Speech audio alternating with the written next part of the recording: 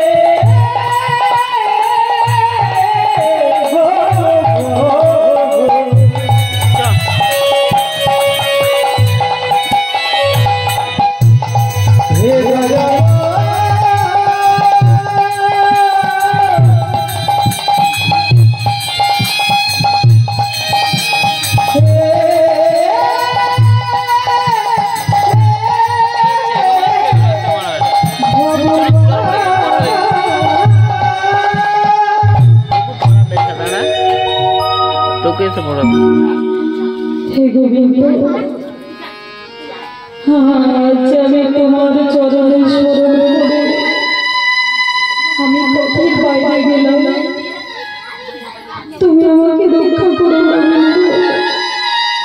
তুমি আমাকে রক্ষা করো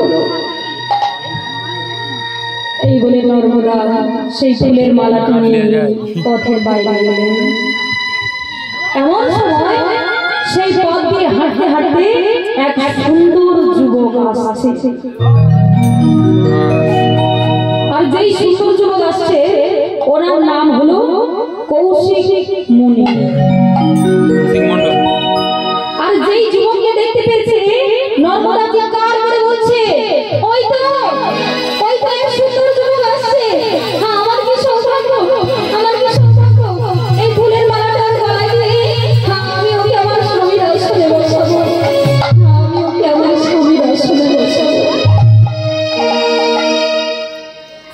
এই বলে নর্মদা ফুলের মালাটি নিয়ে যাচ্ছে গলায় মালা দিয়ে।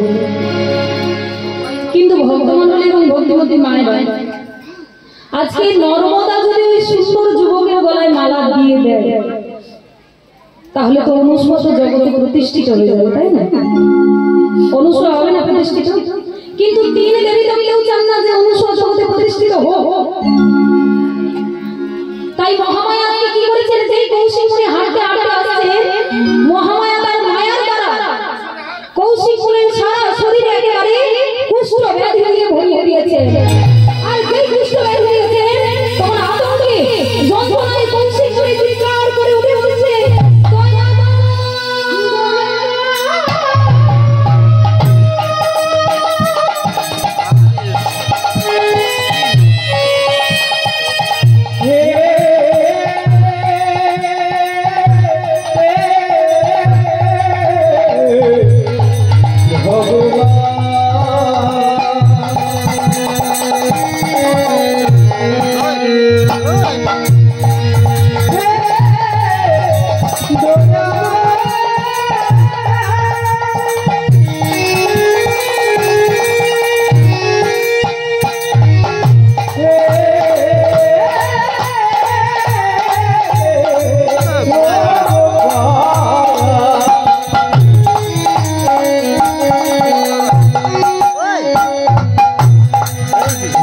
জয়